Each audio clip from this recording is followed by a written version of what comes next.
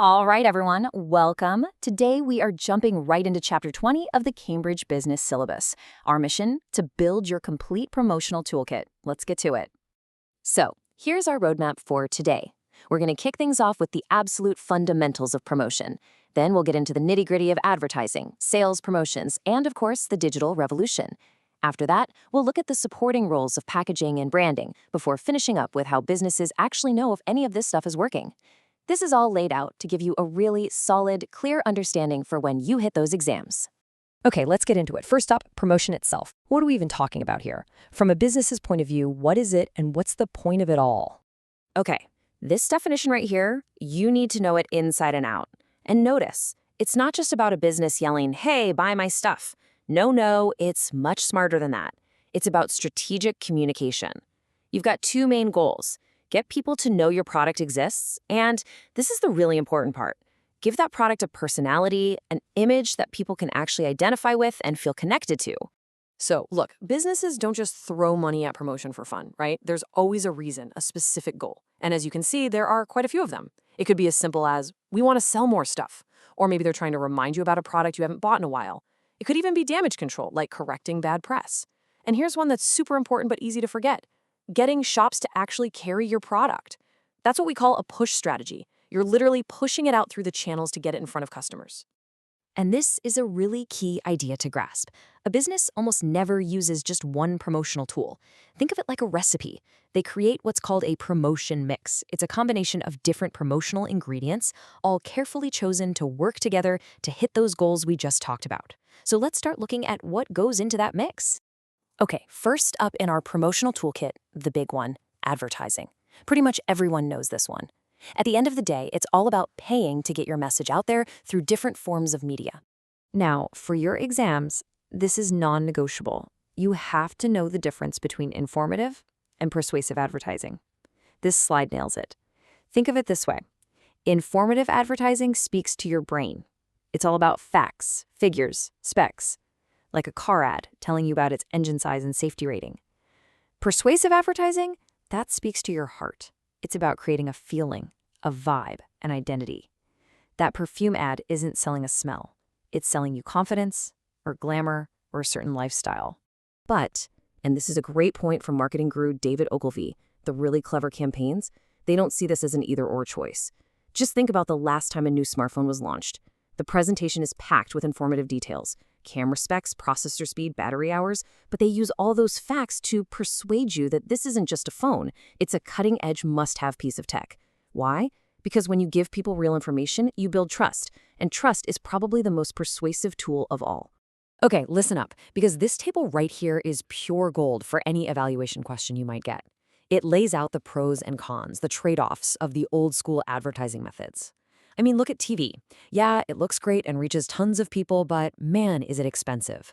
Or billboards. Cheaper, sure, but how do you make sure people even notice them when there's so much else going on? The key takeaway here is that there's no perfect choice.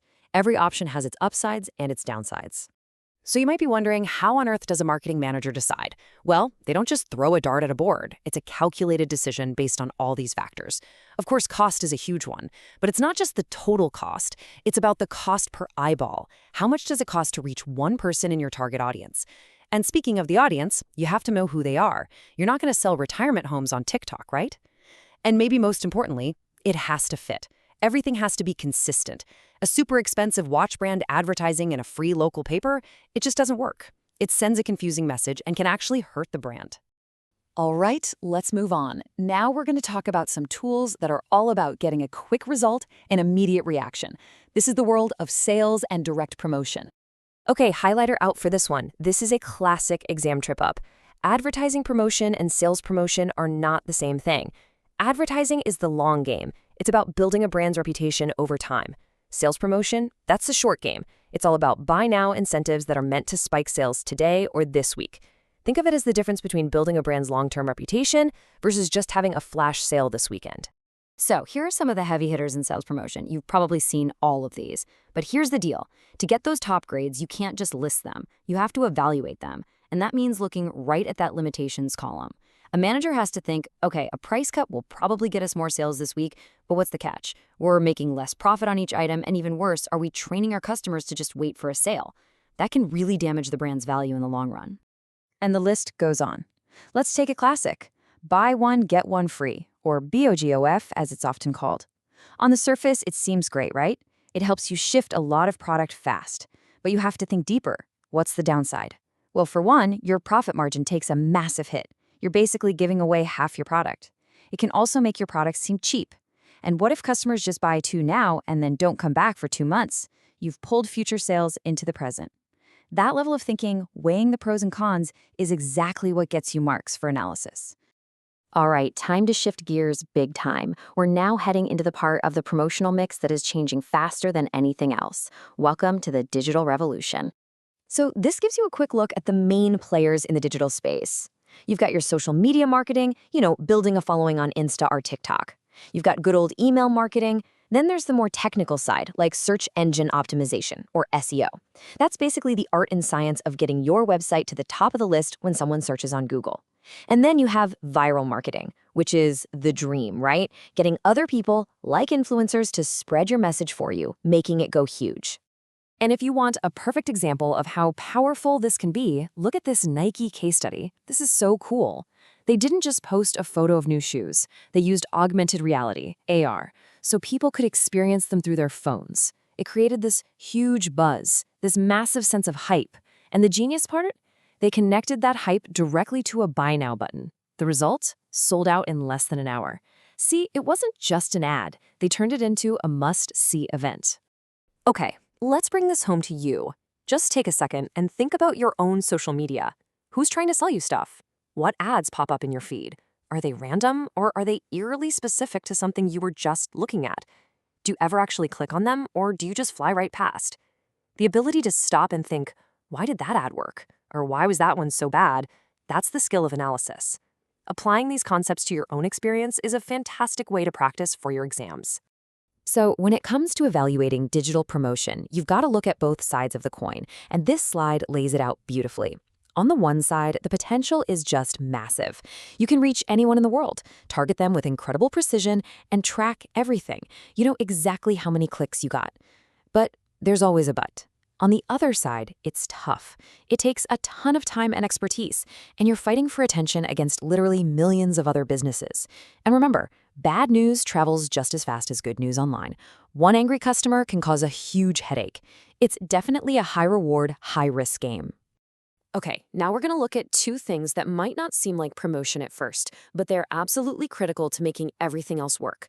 I like to call them the silent salesmen: packaging and branding. It's so easy to think of packaging as just a box to stop things from breaking.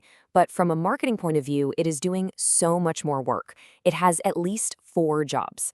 Yes, job number 1 is protection. But then it has to give you information.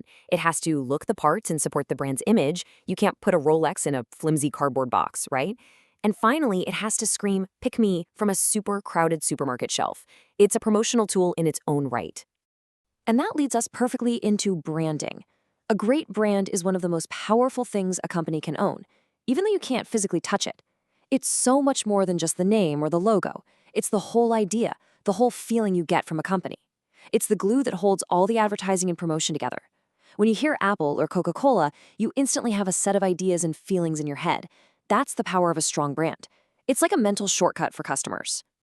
All right, we're on the home stretch. So after a business spends all this time and money on promotion, how do they know if it was worth it? How do they know if it actually worked? This is all about measuring success. And here's how they do it. There's a mix of methods. On one hand, you have the hard numbers, the quantitative stuff. You can literally just compare sales figures from before the campaign to after. Easy. You can track website clicks, see how many coupons were used. But that's not the whole story. You also need the softer, qualitative information. Talking to customers, doing surveys to see if more people are aware of your brand now. You have to combine both the hard data and the softer feedback to get a real sense of whether you got your money's worth. Okay, so to wrap this all up, I want to leave you with a big question to think about. We've got these old school methods, like a magazine ad that basically shouts the same message to everyone. And then we've got the new world of AI and super personalized digital ads that know exactly what you like. So, in the next 10 years, which promotional methods are going to go extinct? Which ones just can't keep up in a world that's all about one-to-one communication? Chewing on questions like that is exactly how you build those top-tier evaluation skills that will make you stand out in your exams.